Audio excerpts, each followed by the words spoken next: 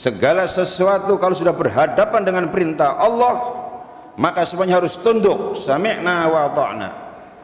Secerdas apapun, sepinter apapun manusia, kalau sudah berhadapan dengan perintah Allah, dengan segala hormat, kita harus merasa bodoh di depan Allah.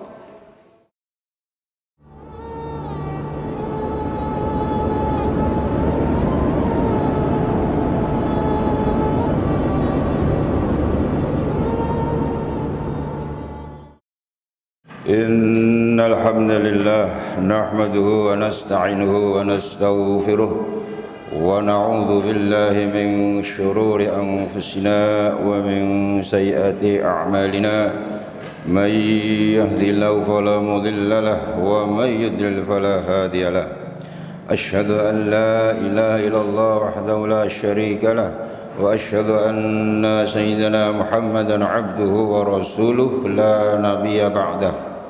Allahumma salli wa sallim ala Sayyidina Muhammad wa ala alihi wa sahbihi ajma'in, amma ba'd.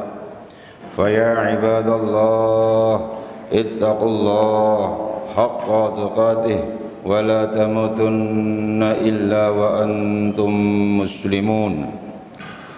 Wa qala ta'ala fi kitabihil karim, a'udzu billahi minasy syaithanir rajim. Bismillahirrahmanirrahim. Inna a'tainakal kautsar fasholli lirabbika wanhar inna syani'aka huwal abtar. Shadaqallahul azim. Hadirin jamaah salat Jumat rahimakumullah,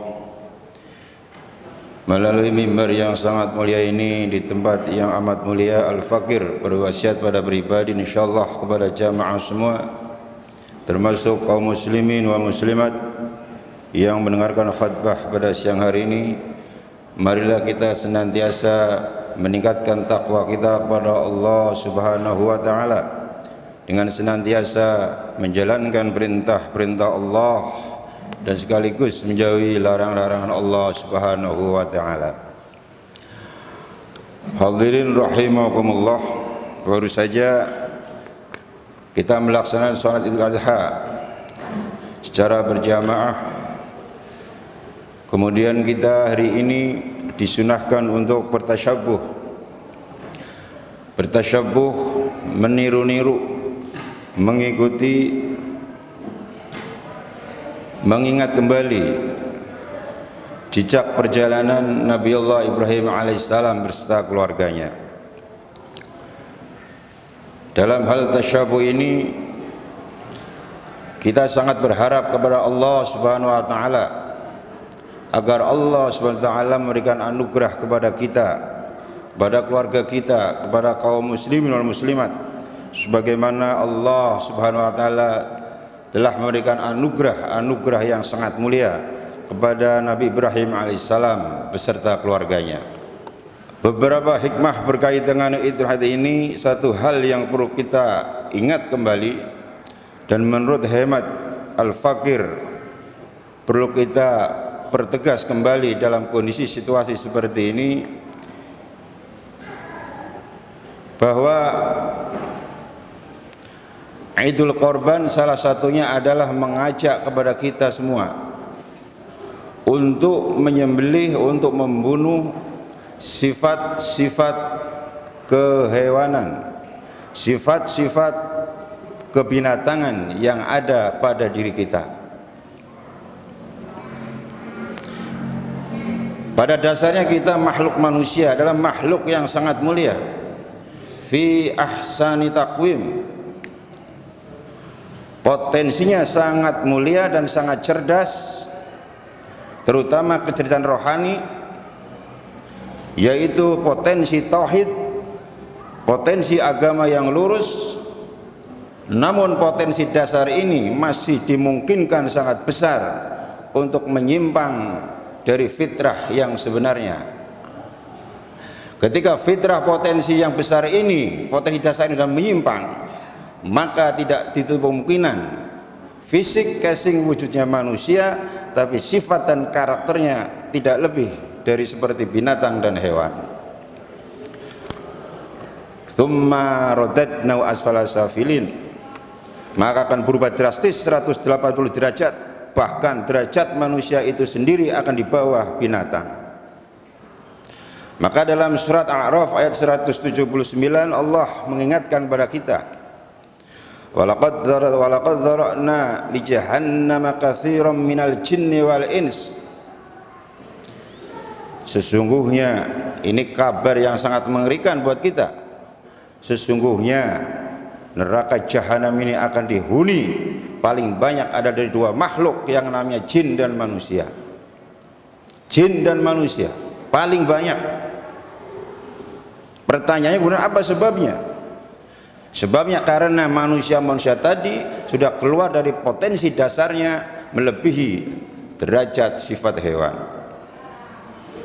Lahum qulubun la yafqahuna biha, manusia diberi hati tapi tidak dipergunakan untuk memahami ayat-ayat Allah. Walahum a'yunul la yubsiru biha, manusia juga diberi mata tetapi tidak digunakan untuk melihat tanda-tanda kekuasaan Allah Subhanahu wa taala, baik yang qauliyah maupun yang kauniyah.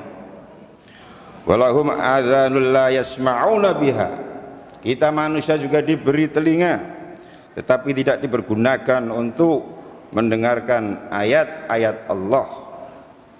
Ulaika kal an'am, mereka seperti binatang ternak, balhum adall, bahkan lebih rendah lagi derajatnya daripada binatang ternak. Hadirin yang mulia, kalau kita boleh jujur, hikmah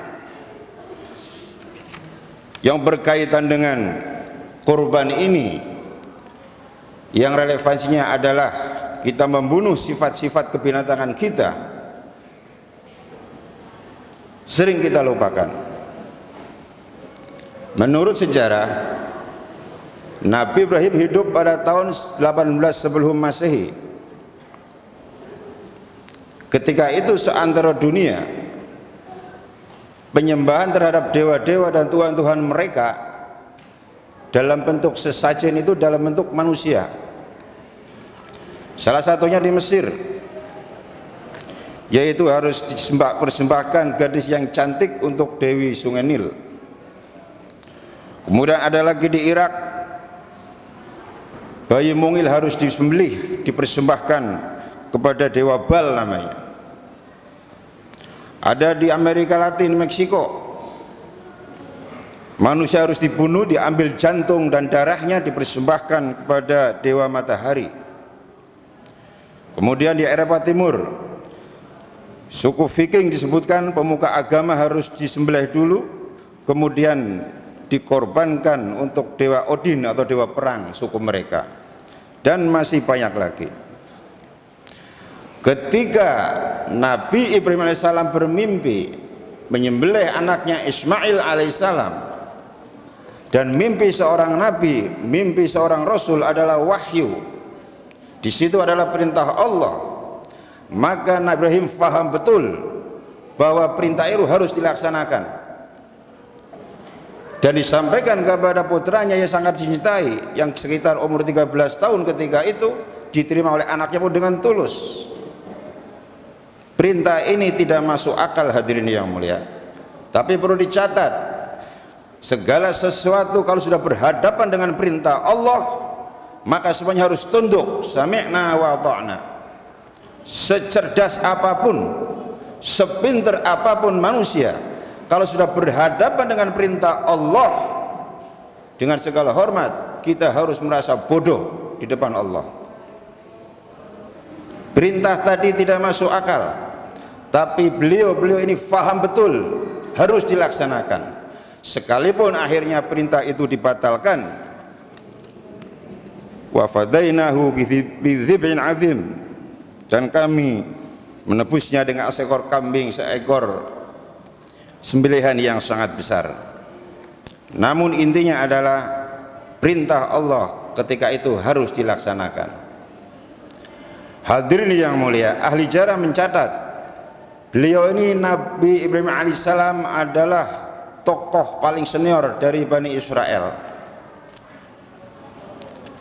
penemuan yang paling terbesar sepanjang sejarah manusia, yang paling terbesar, penemuan yang paling terbesar sepanjang sejarah manusia adalah penemuan yang dilakukan oleh Nabi Ibrahim alaihissalam, yaitu perjalanan beliau menemukan tauhid, keesaan kepada Allah Subhanahu wa ta'ala.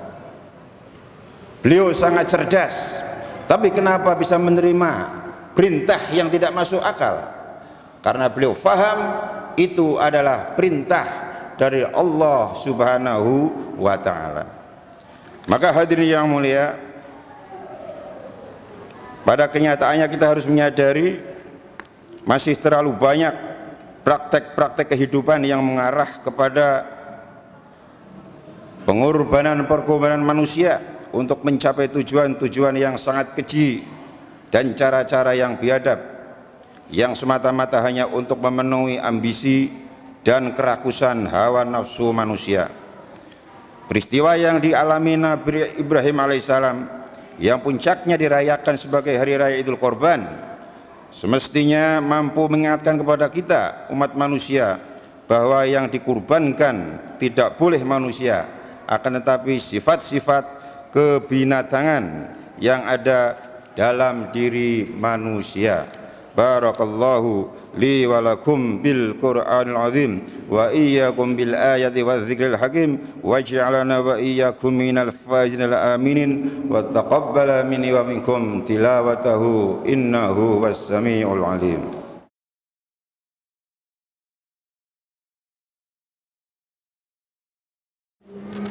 Alhamdulillahil alimil halimil ghaffar al-azimil qahhar الذي لا تخفى معرفته على من نظر في بدع مملكته بعين الاعتبار وأشهد أن لا إله إلا الله وحده لا شريك له شهادة من شهد بها يفوز في دار القرار وأشهد أن سيدنا محمدا عبده ورسوله صلى الله عليه وسلم وعلى آله وأصحابه الطاهرين الأخيار وسلم تسليما كثيرا.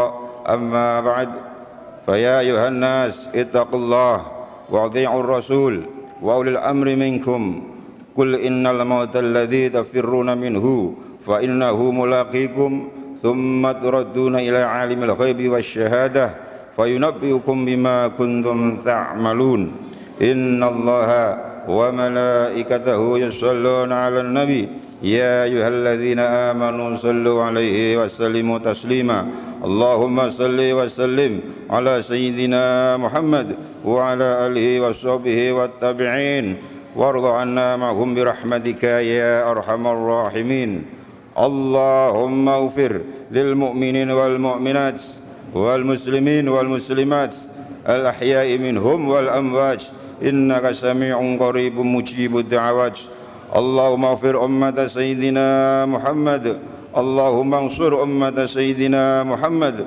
اللهم اصلح أمة سيدنا محمد اللهم ألف بين قلوب أمة سيدنا محمد اللهم ابعث فيهم سلطانا نصيرا ربنا اغفر لنا ولإخواننا الذين سبقونا بالإيمان ولا تجعل في قلوبنا غلا للذين آمنوا ربنا إنك رؤوف رحيم ربنا آتنا في الدنيا حسنة وفي الآخرة حسنة وقنا عذاب النار والحمد لله رب العالمين عباد الله إن الله يأمر بالعدل والإحسان وإيتاء ذي القربى وينهى عن الفحشاء والمنكر والبغي يعظكم لعلكم تذكرون ولذكر الله أكبر ثم أقيموا الصلاة.